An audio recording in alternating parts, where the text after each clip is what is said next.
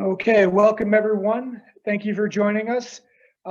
This evening we have our next installment of our virtual training series panel discussion for the Illinois Democratic County Chairs Association. For those of you who don't know me, my name is Dan Kovatz. I'm the Executive Director of the County Chairs Association. And this evening we are going to have a panel discussion on women's healthcare issues and an update on what's happening at the State House around those issues. Before I turn it over to our president, a couple of ground rules that we have for all of our trainings. First off, we ask everybody please be respectful of each other throughout the session. There's going to be a lot of questions, and we're going to need a lot of questions from you as we're going throughout this, but just please be respectful. The session itself should last about an hour. So we ask, put your phones down, the text message or email can wait. While you're here, please be present and ask a lot of questions. A lot of this panel discussion is going to be in back and forth between our outstanding panelists, but we need questions from you to be able to ask them. So please put all your questions in the chat. Everyone's going to be muted during the entire session, so that way we can hear from our panelists. So if you definitely have a question, please get it in the chat as we're going along. So to start things off, with a question in our chat, why don't we go ahead and have everybody check in on where they're from, if they are an elected official or if they're a county chair or committee person, where they're from and what position they hold. And we'll kind of go through that as we're going along in the chat. And also then like to introduce our president of the County Chairs Association and the chair of the McHenry County Democratic Party, Christina Zahorak. Thank you, Dan. Dan Kovatz obviously is the Executive Director of the Association. We also have Jillian Hawkins, our Assistant Executive Director, is also on the call. Thank you for all the work that you guys do. And, you know, as Dan said, one of the things I think that the county chairs kind of shifted to in the pandemic was obviously we wanted to make sure we were still doing our training that we do for our precinct committee people, our activists, our volunteers, our candidates, and so on. But we also felt that there was a need for some additional information on all of the issues that were coming up before, particularly the Illinois legislature. And in addition, not only just information about those kinds of issues that were coming up before the Illinois General Assembly, but we also wanted to kind of provide a space on how to talk about issues. Were there any activists or ask things that you could do as supporters of the IDCCA and Democrats in general? And one of the requests that we continually got was for information and discussion surrounding women's health care. I often chuckle, it shouldn't be so difficult, quite frankly. But nonetheless, here we are. And there's a lot of really good things, I think, that are happening in the state of Illinois. And because we elected Democrats to office, those good things can happen in our state. And we want to make sure that we continue to elect those good Democratic legislators to ensure not only women's reproductive health, but also all the other myriad of health issues that come before us as women. And that being said, tonight we have a really, I think, an interesting and a good a panel with us tonight. I'm first going to introduce Rhiann Hawkins. She's the Outreach Director for Planned Parenthood. And she's here tonight with us to kind of give an overview look about the legislative issues that are coming before the Illinois General Assembly. Rhiann?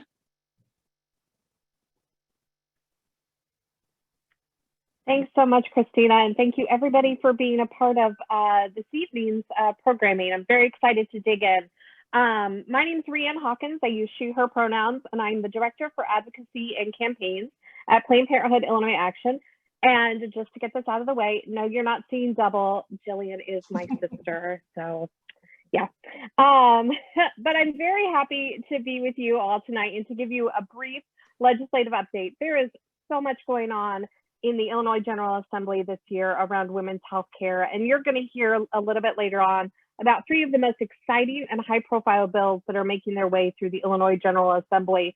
The Healthcare and Human Services Reform Act of 2021, which has recently just passed the House and the Senate, and hopefully will soon be signed by Governor Pritzker, the repeal of the Parental Notice of Abortion Act, and our quest to have comprehensive, medically accurate, culturally competent, personal health and safety education for all public school children as well. But there is so much more to talk about. And I just wanted to give you a brief overview of some of the additional bills that are making their way through the Illinois General Assembly and will hopefully pass by the end of May. The first one is actually, it hasn't been introduced yet. This is a coalition effort to address the issues dealing with maternal health specifically.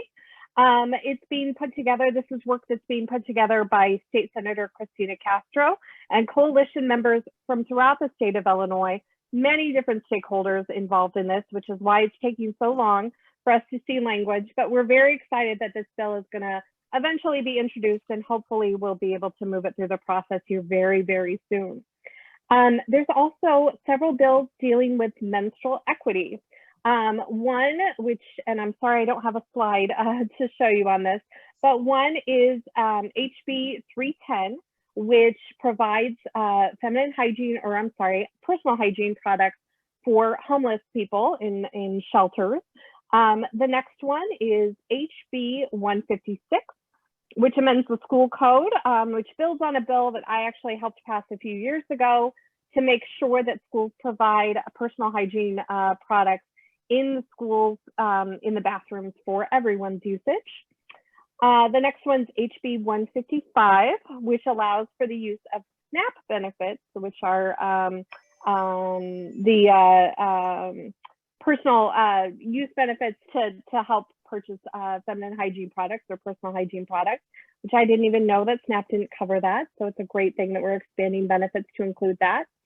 And then the last one is HB 641, which mandates that institutions of higher education also have to provide personal hygiene products to their students. So lots going on around menstrual equity. It's great that this issue is coming to the forefront and that more people are getting involved and noticing the real inequities that exist around access to menstrual products. Moving on from there, but we're not done yet. Moving on from there, Representative Messman has a bill, HB 135, to allow pharmacists to dispense birth control, which will greatly increase the availability of birth control to people throughout the state of Illinois without having to go visit a doctor. Representative Robin Gable has HB 3995, which allows for the establishment of birthing centers. And this is especially important in areas where we are seeing hospital closures. So it allows for the licensure and building of birth centers to allow people to have a place where they can go and give birth, safe, you know, all the medical requirements are met, but it's not a full hospital. So the requirements, kind of a scaled down version, so to speak.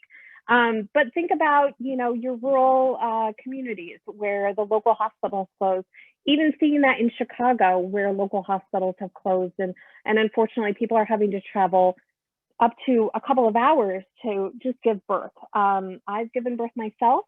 There was no way I was going to be able to wait a couple of hours to give birth. So this is a great bill and very exciting update from State Representative Robin Gable. And we hope that it passes. The next one is HB 3709. This is an initiative by State Representative Margaret Croak. And this allows for insurance to cover infertility treatments for same-sex couples. I believe, and correct me if I'm wrong, Brigid, in state law right now, it says that you have to prove that you cannot conceive a child naturally before an insurance company will cover infertility treatments. Well, with same-sex couples, that's pretty self-evident. So very exciting update for our friends in the LGBTQ community, and will allow them to be able to have those infertility treatments covered by their insurance so they can build their families as they see fit. Very exciting news. Also, and I'm going through these kind of fast, so please put questions in the chat if you have any questions or you need me to slow down or anything. There is Representative Katie Stewart, who is represents the Metro East area, has a bill, HB 3195, which amends the Equitable Restrooms Act. And what that does is it says if you have a business or an establishment that would like to transition their bathrooms into unisex bathrooms, they are allowed to, because I think right now state law mandates that there's men's and there's women's. And it's if the business wishes to respect all genders and create those unisex spaces, they will be allowed to do that. So another great bill for our friends in the LGBTQ community. One that's near and dear to my heart, because we are Planned Parenthood, is a bill by Jamie Andrade, a State Representative Andrade, HB 3990. And this shields the personal information of abortion providers from Freedom of Information Act requests. So doctors that perform this important and sometimes life-saving procedure won't have to worry about their personal safety being violated through a simple Freedom of Information Act request. It's an important bill, and we're very excited that Representative Andrade has taken the lead on it for sure. And then the last one on my list is HB 1063, which is actually an initiative being led by State Senator Robert Peters. And this bill is another one for our friends that might be dealing with HIV. And this is to decriminalize the HIV as a, what do I want to say? I'm completely going blank. Decriminalize Transmission. HIV. Thank you, transmission. I apologize. My mind just went completely blank. Decriminalize the transmission of HIV and treat it just like any other public health initiative in the state of Illinois. Very important, especially for people that are dealing with HIV. They don't have to worry about potentially being criminalized or being charged for something that they do every day in their lives. You know, people could be criminally charged for donating blood, and that shouldn't be the case. And so we're very excited and happy to champion this effort to decriminalize HIV in the state of Illinois. And I went through that really fast, and I'm happy to answer any questions you might have. Other than that, lots going on in the Illinois General Assembly this year around women's health care. And I'm excited to dig into these three bills that we're going to talk specifically. But thanks so much for having us today. And thanks for all your support and advocacy for women's health care in the Illinois General Assembly. I just wanted to mention, I think we're going to be able to send a list of the pieces of legislation that you just outlisted to those who are participating today. I think we had like 81 or 85 folks sign up for tonight, although I doubt we'll get everybody on. But I think it's important for people to see that there is a lot still happening within this issue, this kind of broader issue, if you will. And the other thing too is that as these measures move forward, I don't know if whether Planned Parenthood or Personal PAC is calling for witness slips or things of that nature. That's another avenue that folks that are on this call and within our kind of circle of friends we can reach out to in order to provide some assistance and support for a number of these really necessary and needed pieces of legislation. Yeah, absolutely. I know Personal PAC has a very active social media presence. So does Planned Parenthood. We put out calls for witness slips all the time. We also have, and I'll put the link in the chat here in a minute, a rapid response texting network, which if you're interested in joining, we'd love to have you. I text out periodically when there's an SOS call for witness slips or action needed to be taken. And then we also are very active on an app called Impactive, which is basically like advocacy in your pocket. It's like Facebook for advocacy. And we periodically put up calls to action on there for asking our supporters who will follow Planned Parenthood to take action on certain bills, to call their legislator, to post on social media. So I can put the information for our Impactive app into the chat as well, if people are interested in that. Thank you very much. Thank you. And then I just got a quick little, I apologize, a little update. So former State Senator Heather Steans is not able to be on the call tonight. She's having there's a family issue that she needs to take care of. So I will do my best to jump in at the last minute to be your moderator. I know you all love hearing from me all the time, whether it's from texts or emails or on these Zoom calls. So please, you know, it's never a dull moment, but we hope everything is okay with Heather and her family for sure. And then I also wanted to mention, as we will do a quick introduction of the folks who are on our panel tonight. The first one I'll introduce is Brigid Leahy, who is the director of Planned Parenthood. Welcome. It's nice to see you. Usually I run into you on all sorts of things, and I haven't seen folks in so long, so it's so good at least to see you virtually. Welcome. We also have tonight Eileen Dordek. Thank you so much for being on the call tonight. You are stepping in for our dear friend Terry. Terry Cosgrove got double booked in such demand, but I would say that you are an excellent substitute. Thank you. I'm so glad to be here to talk about these issues. For our dear friend Terry, and thank you again for stepping in. And we also have State Representative Camille Lilly. Thank you for being here tonight as well, and thank you for all your support of our organization. I really appreciate that. And I wanted to kind of jump in first with you, Representative, if that's okay. Or maybe let me take a step back. I'm going to turn the mic over to you all, and we'll go back. We'll start with Brigid. If there's any kind of introduction or anything that you wanted to say initially before we kind of hop in, I think that might be useful. I'm just delighted to be here. I really appreciate the invitation and the opportunity to talk about some really big issues that we are working on this year. I've been with Planned Parenthood since 1993, and things have dramatically changed over the years.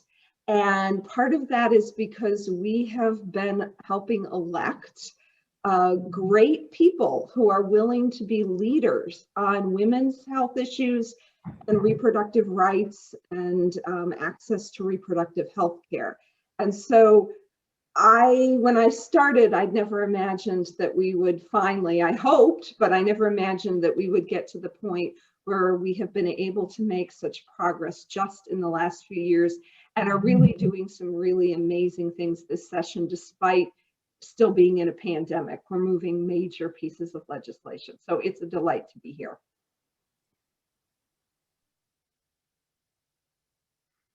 You're on mute. Yeah, I was being gracious to mute myself so that you couldn't hear my kids rummaging around in the kitchen. Thank you, Brigid. Eileen, did you want to say a few introductory remarks? Sure, I'd love to. I'm with Personal PAC, which is a pro-choice political action committee, and we focus mostly on elections and electing the kind of pro-choice heroes that Brigid was just talking about. And we're very fortunate to work with our wonderful partners at Planned Parenthood and ACLU and the whole Reproductive Health Access Coalition. One of the things that I'd like to talk about a little bit today is not just the legislation, which I agree is incredible and is really, we've gotten more aggressive, which I think is really important. But I want to spend a few minutes at some point today talking about what a great democratic issue abortion care, access, women's reproductive health care in general is for Democrats, since this is a Democratic organization. It is great issues to talk about, and it's rallying. So I'm excited to be able to talk about that today. Thank you, Eileen. And I just happened to see in the chat, just to mention what I find interesting, and I think Representative Lilly represents this aspect too, is that we've got people on this call from around the state. And often these issues seem to be pigeonholed within certain communities. And it is an issue that impacts everyone, and frankly, not just women, but families, right? And our partners. And so again, I think it's great that we're able to kind of have this conversation. And Representative Lilly, thank you so much for being on this call. And I'll give you a few moments before I ask you the first question. Oh, most definitely. Again, thank you for having me. I am State Representative Camille Lilly of the 78th District.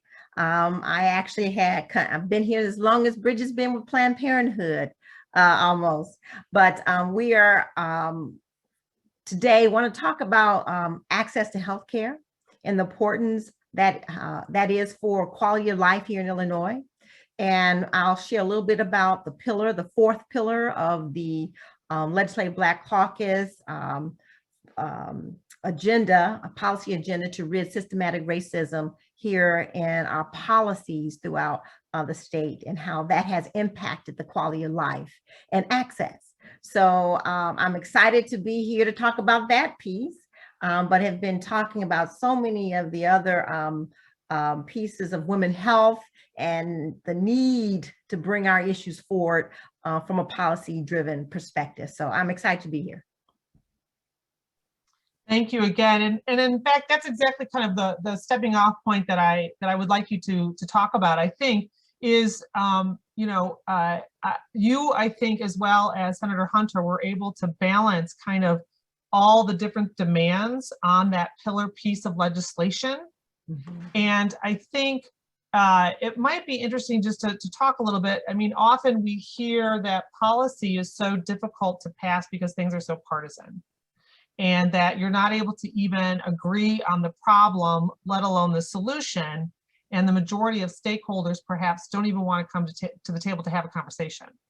And it would seem that inequities in healthcare would be an easy thing to correct and to fix, right? So I don't know if you wanted to just take a few moments and talk about what the process was in order to move that forward.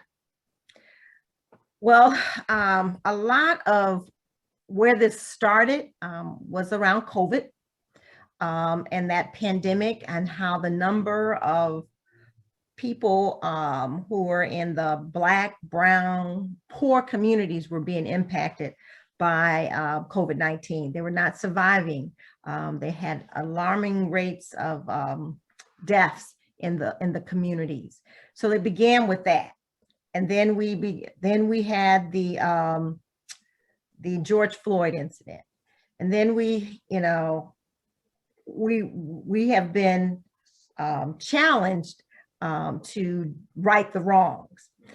So it's really been a 9-month conversation with over 8 subject matter hearings, more than 24 conversations with providers, institutions, facilities, advocates around how do we address systematic racism that has impacted health.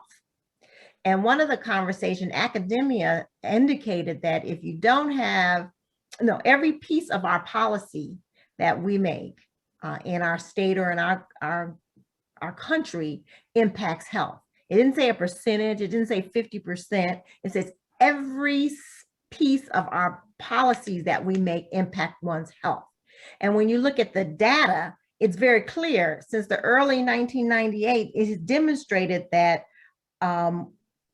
African Americans do not have access to healthcare like other groups of people. Poor people do not have access to healthcare like other groups of people. And what we are looking to do with 158 is to remedy the health disparities that exist.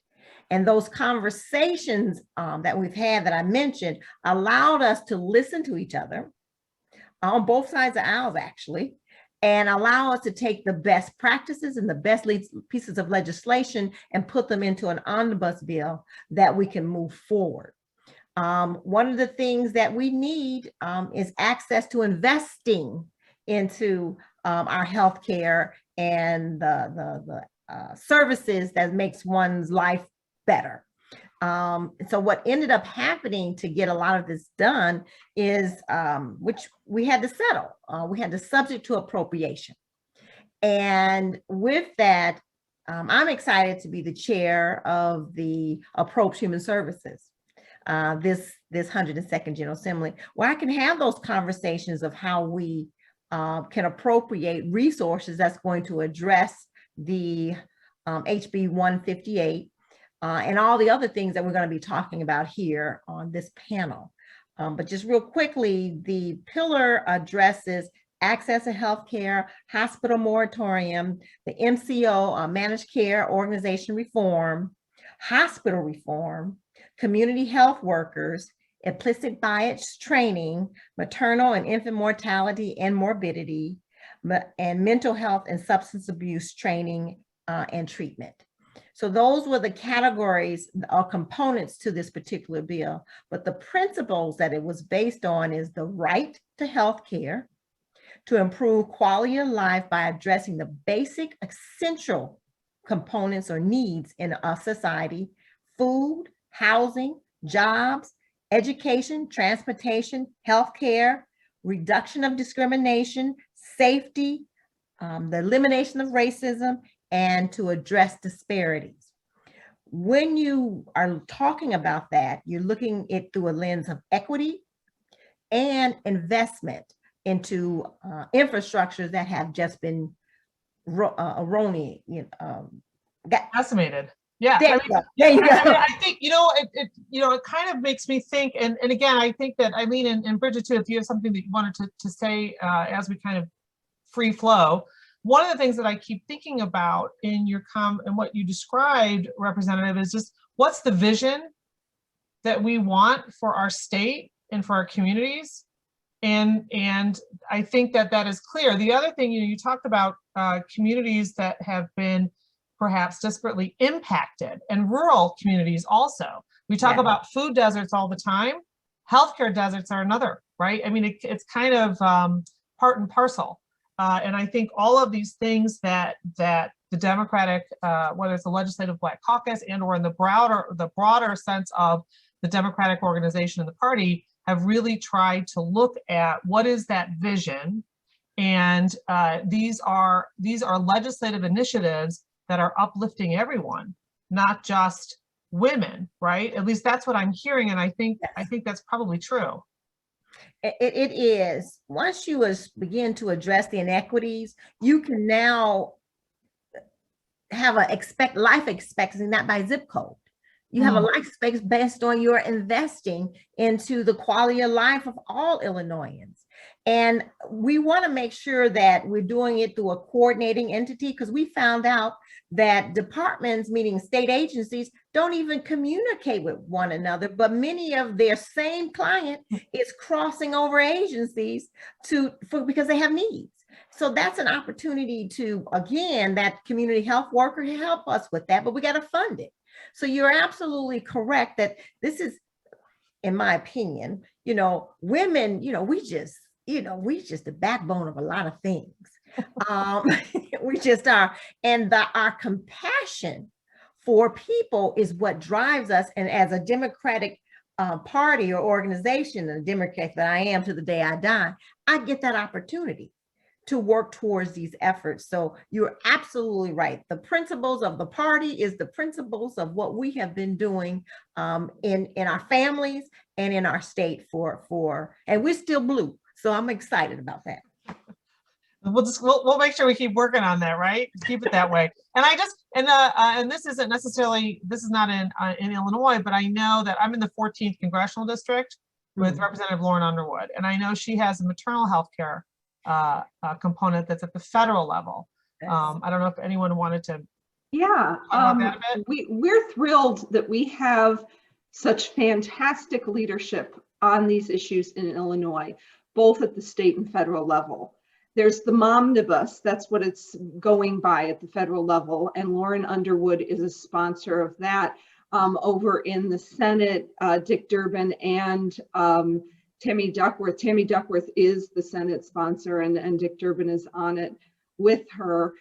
In the House, we have a bunch of our members of the congressional delegation are co-sponsors. We also have Robin Kelly, who has sponsored several maternal health bills also. So we have fantastic leadership at the federal level. And then, of course, we have this wonderful leadership at the state level. And I have to commend Representative Lilly and her counterpart, Senator Hunter, for getting the healthcare pillar through the General Assembly. And especially not giving up when we were all awake at 3 in the morning or whenever that was the last day of lame duck, when we discovered there was one minor problem with the bill, but because of where it was in the process, we couldn't pass it in January, and they had to start over again and introduce new legislation. And they were, you know, dogs with a bone, we're going to get this done, and they did it. And they had a lot of competing interests involved, you know, insurance companies, hospitals, federally qualified health centers, the doctors, the nurses, everybody and their brother had something to say about this legislation. But Representative Lilly stayed true to the values that underpin the whole bill, which is why and it was a very wonderful process that involved a lot of folks coming together and offering to the Black Caucus concerns. So in the fall, I know people may think that the whole Black Caucus agenda kind of went through really quickly in January, but there were months of legislative hearings. And we had the opportunity, Planned Parenthood weighed in, we shared concerns around Black maternal health and our concern that Black women in Illinois are 6 times more likely than white women to die from pregnancy-related and childbirth-related complications. That is just unfathomable. We're supposed to be a country with the most advanced healthcare, and we have abysmal maternal health outcomes. And so they made sure there were provisions in the bill to address some specific things around maternal health. And I think that they listened to all kinds of other organizations that were speaking out on behalf of patients and people who needed access to healthcare. So it was a process that was totally and completely, while all of these competing interests were in there, they stayed true to the main goal, which was we need to improve things for the people of Illinois, and in particular to communities that have not had investment traditionally, that have been underserved, and that you can see it in the outcomes. It's not just that we're complaining because folks aren't getting their fair share. You see it on the other side. You see it with women dying in childbirth. You see it with higher rates of asthma and diabetes and other chronic diseases in certain communities. And you trace it all back to disparities in investment and resources and all of those things. And for us at Planned Parenthood, we've known all the connections between these things. We know that when a hospital shuts down, or when a hospital is having a hard time because it has a very high volume of patients who rely on Medicaid and charity care, and it can't make ends meet, one of the first things they close is their labor and delivery unit. And then suddenly people have nowhere to give birth. So we knew Planned Parenthood had to come on board, and yes, our important things were certain provisions in the bill, but we also know that we have to be supportive of a healthcare system in general that supports everyone in Illinois, even if it's not specific to sexual and reproductive health. We're not going to get anywhere if we don't have an overall system that is based on equity and making sure communities have what they need. Absolutely. Eileen, did you want to add something to that? I may pivot just a little bit. I've obviously been following the 4 pillars of the Black Caucus, and I'm so thrilled that Illinois is at the forefront. And I think what is so important to remember with all these issues, and particularly as my focus is reproductive health care, you only get the bills passed if you have elected officials who are going to vote for these bills, right? We're never going to get those 4 pillars passed if we don't have the good people to support them. We're never going to get a Reproductive Health Access Act passed in 2019 or a HB 40 in 2018 if we don't have the elected officials. But I also know that sometimes people are a little nervous about talking about reproductive health care. They're nervous about saying the word abortion when they're running for office. And it's really important to know that this is a Democratic winner. And Personal PAC is a nonpartisan organization. Unfortunately, there are no pro-choice Republicans left elected in Illinois. So right now we are a Democratic organization because those are the people who vote the way that we want to vote. And so what we know is that we did a poll in 2017, 85% of Democrats support abortion as something that should be a decision between a woman and her doctor. A person who can get pregnant and their doctor. We know that even Republicans want abortion to be legal. We know that young people overwhelmingly want abortion to be legal. So we have the politics here to be a winner. And I just think it's really important that if you can't pretend like it's not going to get brought up. You can't go into an election or a campaign or supporting a candidate and think, well, if I just don't talk about abortion, then I won't ever have to deal with it.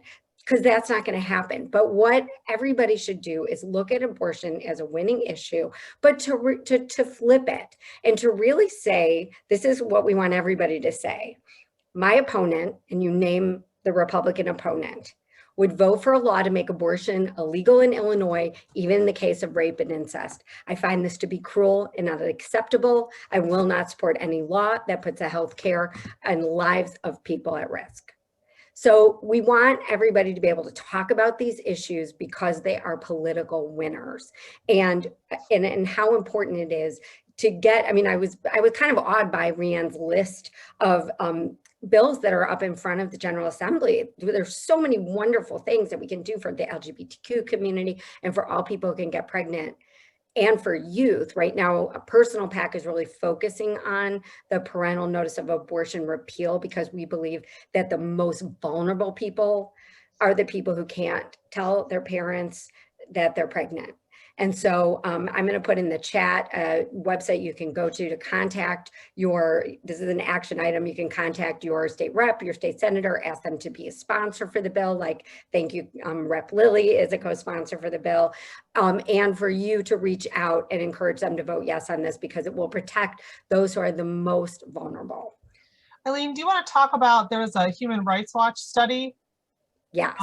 on this, and the other thing I want to mention, I happened to notice a number of folks from McHenry County on the call tonight. So thank you to my own home county for being on this call, and all of our representatives, except for a little portion in McHenry that Suzanne Ness won, are on the other side of the aisle, and they should hear from their constituency, I'll say. And that's true of elsewhere in the state. While currently we do have the supermajority in the Illinois legislature, I still think it's important for those on the other side of the aisle to understand that this is an issue that really, shouldn't be so partisan and crosses lines. So your extra letter, if you will, to those on the other side might have a little bit more of an impact, but I digress. But Eileen, if you wanted to say anything about the Human Rights Watch study, I think that might be useful. Sure. The ACLU and Human Rights Watch did a study. They spoke to almost 200 young people who have had to do judicial bypass, which is a process of hoops that they have to jump through to not inform a parent. What we know, and Brigid has probably even more statistics on this than I do, but we know that young people go to a trusted adult when they are pregnant in an unwanted way. We know they do. So for the few who can't, they are put highly at risk. And actually the report is called, "It affects those that it harms." I mean, this law only affects the people that it harms. And so that is so powerful. And we're just, really, and it's a political play. This law got implemented, the parental notification law got implemented in the 2 years out of 40 some where the Republicans ran the General Assembly. That's when this got implemented. So this is political. So Brigid, you may have something you want to add to that. Yes, so for those of you who don't know, in 1995, the General Assembly passed the Parental Notice of Abortion Act. And what it requires is that 48 hours prior to a minor, someone under the age of 18, having an abortion, the provider has to notify an adult family member. Adult family member is very narrowly defined. It usually is a parent or guardian. In some rare circumstances, it can include a grandparent, or it can include a step parent who's living in the household. But usually when we're talking about who's being notified, it's a parent or a legal guardian. Before the law, and then the law, thanks to the great work of the ACLU, was tied up in court for many, many years. And it only began to be enforced about 7 years ago. Our experience, and I know this from working for a healthcare provider, right? Planned Parenthood of Illinois has clinics throughout the state. We were providing abortion services prior to the law going into effect and after. And we did not see a change in the number of young people who were going to parents and talking to parents before they pick up the phone and make an appointment. That didn't change. Overwhelmingly, and when I'm talking about overwhelmingly, I'm talking about over an 85% of young people are already involving a parent before they even maybe make the decision about an abortion or make the call to make the appointment. And definitely when that young person comes into a Planned Parenthood Health Center or another clinic in Illinois, usually a parent is with them, and it's most likely mom. For those few young people, and again, it is a very small number, it is maybe 70 a year, 75 people a year who cannot involve an adult family member, they have really good reasons why they can't. And I think we need to respect them and understand them. And what happens is they are forced into court, which is the last place a young person needs to be if they are in a dysfunctional family situation where there is a potential of violence, where they're having the potential of being thrown out of the home. Sometimes it's the pregnancy itself, not the decision about abortion, that is actually the problem. So the parents may be fine with the abortion decision, they're not happy with the pregnancy. So the notification is still a huge problem for them. We have seen, and this Human Rights Watch report demonstrated that there are numerous reasons why young people end up in court. Sometimes they're very serious ones related to violence. Sometimes it is that the young person is living with another family member who doesn't qualify under the law to be notified, and they don't have contact with their parents and don't know how to notify the parent. And so they're with Aunt Mary in the courtroom with the judge because they don't know how to get a hold of mom. She's absent and has been absent for years.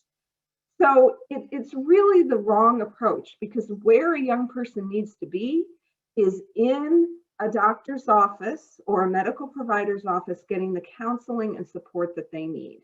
At Planned Parenthood Health Centers, there are licensed clinical social workers who can meet with these patients, talk to them about their family situations, help them to get resources, counseling, whatever they're going through as a family. They don't get that in the courtroom. And so again, this law, as Eileen said, it only affects the people that it most harms. And that is why we are committed to repealing it. We believe that it just really, it doesn't help any young person.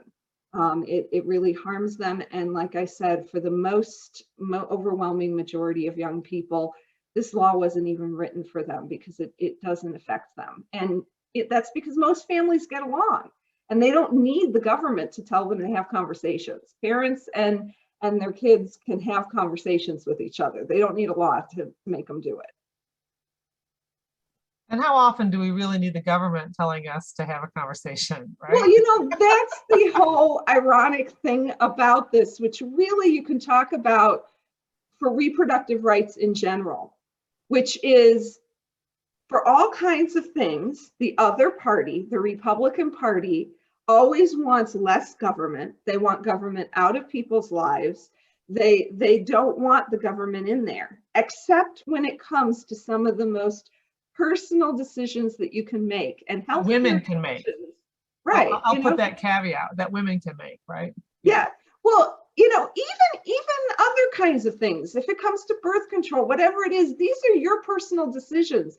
And I don't know why we think, much respect to Representative Lilly, who I think might be very supportive if I was facing a crisis about my reproductive health, but I'm not inviting her into the exam room with me, right? And I don't think she wants to be in there. And I don't know why some politicians like Ted Cruz want to be in the exam room with me. They don't need to be there. And we don't want them there. And just to put it, Oh, I'm sorry, Brigid. Go ahead, Eileen. I want to put a fine point on it because I see Marie Berner, brought up a question about it's a taboo issue or how do we deal with it? And I just want to encourage everybody on this call to recognize that politically, this is a Democratic winner, because if the Republican Party gets what they want, if right-wing extremists get what they want with Amy Coney Barrett in the Supreme Court, then Roe v. Wade will be overturned. And, we'll get rid of birth control. They'll get rid of, there was just an article in the New York Times last week about if they really get what they want, the anti-choice people. The voting public does not want that. The voting public across the board wants people to have access, particularly in ways of rape and incest. And so the Republicans, what they want is extreme, and them getting involved in this one issue about bodily autonomy is a political issue, and Democrats need to remember that. And it is okay to talk about it. You got to have a narrative. You have to be very clear. We at Personal PAC are happy to help you. Brigid, I know we ask Brigid all the time, how should I say this, Brigid? Because we can help people formulate what they say, keep it simple. The newspaper can't print anything. Media can't say anything that you don't say, right? If you don't say something, they won't say it. So you keep your narrative very simple, and we would be happy to help anybody talk about this issue because it is a political winner for us. And I think Eileen, you have a very important point there when talking about whether it's a Democratic issue, Republican issue, a winning issue. Another thing, if you look back, when parental notice passed, there was bipartisan opposition to it. And that bipartisan opposition, it came from the Republicans, and in particular, some really amazing Republican women who crossed the aisle and worked with Democratic women to try to stop this law. And we came within one vote of doing it. They represented areas where now those areas in the suburbs, that greater suburban Collier County area, they're represented by Democrats now, because the Republican Party has moved so far away from where people are. Another example, which I know we want to get to, so I'm going to take this opportunity to pivot, is the issue of sex education. In 1980, when we first passed anything into the state school code on sex education, the sponsors were Republicans. It was recognized as a public health issue. We need young people to have the information they need to be safe and healthy, right? And some reason that has been abandoned, along with a commitment for all kinds of other access to reproductive health care and healthcare in general. Let's talk about the ACA. There doesn't seem to be any plan on the other side on how to deal with public health issues, whether it's COVID, whether it's sexually transmitted infections, teen pregnancy. They have no plan. They don't want to talk about it. They think these are taboo issues. The Democratic Party and organizations like Personal PAC and Planned Parenthood are saying these are issues that everyone faces, all across the country, all across their state. Every young person, whether they are living in Southern Illinois or Chicago or the suburbs or Central Illinois, Menard County, my county in Central Illinois, big red county, they all need this information to be safe and healthy, right? Which is why we are pushing hard this year to get a requirement to teach sex education K through 12 and require it for the first time in Illinois. Right now, it's not required. The law says if schools want to teach sex ed in grades 6 through 12, then they should teach about these things. Current law isn't very good. It's not inclusive, it's not modern, it needs to be updated. Representative Lilly worked with us in 2013. We did some updates. We knew then it wasn't enough. We're coming back now. We're saying, wait a minute, we need to look at K through 12. We've been starting to talk about it as personal health and safety education, because people hear sex ed in kindergarten and they freak out and they don't understand what we mean. Because I think most people they get an idea in their head what sex ed is, and then they're like, kindergartners, how does that work? But it is age appropriate. And when we're talking about those younger grades, we are talking about things like being safe, making sure you can go to a trusted adult if somebody wants you to do something that doesn't make you feel safe or makes you feel uncomfortable, respecting your neighbors. So Brigid on the playground, stop hugging Eileen all the time. Eileen has told you she doesn't want to be hugged. You know, concepts of consent can start very early in children. And if we build that foundation, we can do a lot to help prevent interpersonal and sexual violence later on when we get to adolescence. If kids as young as 4, 5, 6 understand, I'm not supposed to hug Eileen because she doesn't like it. She's told me, and I shouldn't keep doing it then. And maybe I should ask her if it's okay for me to hug her. You know, no, my angel Gabriel, and then I'll hand it over to the rest of the group. But my angel Gabriel in 1st grade did not ask me when we were rehearsing our lines for the Christmas pageant before he kissed me. And it made me very upset. But there were adults in that incident who thought it was cute and funny, which is not a great message to send to a little girl if that's never countered, that a boy can kiss you and it's funny and cute and nobody cares if you didn't like it and didn't want it to happen. Not a good message. So that's what we're talking about. We're talking about starting in the younger grades with young people understanding. Then you get to the grades where puberty starts happening and you talk about body changes and hygiene and body parts and, you know, getting hair in your armpits and using deodorant and things like that, until you get to what we all think of as sex ed in grades 6 through 12. And so that's what we're working on. I'm really excited because there's been 2 coalitions working on this issue. One around the REACH Act, which we have been backing, and then there's the Illinois Healthy Youth Act, which Representative Lilly's been sponsoring. We are working to come together and create one bill that has a shared vision for this requirement.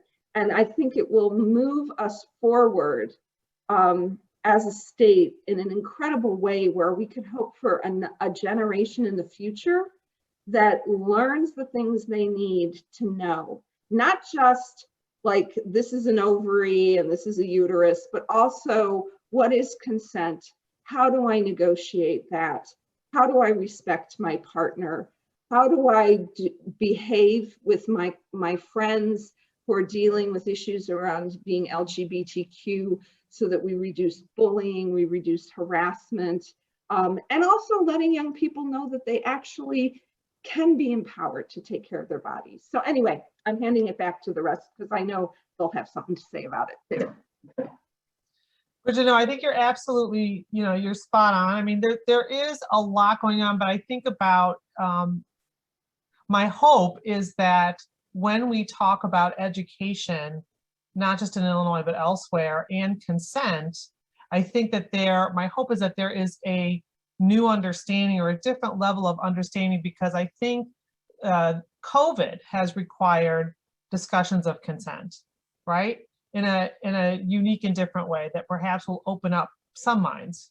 Who knows? I mean, I'm always optimistic, even though I'm from the Midwest sometimes. But that being said, I think, again, I just wanted to remind folks that, you know, Rianne gave such a laundry list of wonderful pieces of legislation that are moving through the Illinois General Assembly. So we will make sure that everyone that signed up to be on the call is going to get a laundry list of those pieces of legislation. I also want to make sure that folks know that they can sign up with whether it's Personal PAC or through Planned Parenthood Action in order to be on the list, and the IDCCA will do this as well, so that when witness slips are being called for or asked for, or personal stories or testimony, that you have the opportunity to take action and to live our values. And then the other part of that, I will say, is that to make sure that we continue to support those candidates and those elected officials like Representative Lilly, who are at the forefront of trying to enact this vision of a more holistic approach, not only to healthcare, but just how we live our lives in Illinois, that can spill out as a model to elsewhere in the United States. And I will leave my comments there and then come back around. And Eileen, is there anything else that you wanted to say before we close out? Just to highlight what you just said, if you look at a map of access to reproductive health in the Midwest, Every other state surrounding us has restrictions like 24-hour waiting periods, parental notification, trap laws, which affect abortion providers, and all the rules that they implement on what is a very simple procedure and a very safe procedure. And so it is essential that Illinois stay as pro-choice, as giving access to everybody who needs the access to all of these reproductive services. So whatever you can do to help us out, thank you. Go ahead, Representative Lilly. I just want to end with all this good work and dialogue goes in vain when people do not have access to health care because of inequities, because of systematic racism. All this work is not available to everyone until we infuse equity and we infuse support for a quality of life. So the HB 158 is to make sure that those most vulnerable populations that are in our state, the poor, the Black, the brown community, has their basic essentials. That education, our schools, they're closing schools in our community. So they won't even get the education that we're advocating for that's going to give them the opportunity to make better choices. So we have to rebuild an infrastructure that was torn down so that they will have access and have quality of life and be productive citizens. And healthcare is the essence of everything, because if you don't have that, you don't have much health. And I would like to leave it there. Absolutely, absolutely. And Brigid, I know you've spoken. If there's anything else that you wanted to add. I just want to say thank you so much for the invitation to join tonight. I really appreciate the great partnership that we have had with the County Chairs Association, with Personal PAC, with legislators like Camille Lilly, who it shows great leadership in the General Assembly. And I look forward to continuing to work with you because, as Eileen said, if we do not elect the people who are going to vote for these values, we can't move forward. So it's fundamental to make sure that we are paying attention always to the next election. We can never lose ground. We got to keep gaining ground. Moving forward, right? Never backwards, always forward. Yeah. And Absolutely. as the chair of the Illinois Legislative Women Dem Caucus, I'm just excited to work with 39 women to bring all this legislation forward. So I'm just excited to be a part of the panel, to learn more and see the energy and the passion that's going to make our lives better. So thank you. Thank you. Thank you so much. And again, it is always striking to me that when we have the right people in the right positions, and particularly women, look how much we can get done, and look how many good things we can get done for everyone. So thank you all for being on the call tonight and taking the time. Thanks to everyone in our gallery that took the time to tune in. This is another one of those series that we'll be putting out forward for those who may miss part of it, who came in late or missed it completely. You'll have access. And if there's anything else that we can do here at the chairs, you have my number. You know how to get a hold of me. And I hope to see you all soon. So stay safe and stay healthy. Good night, everybody.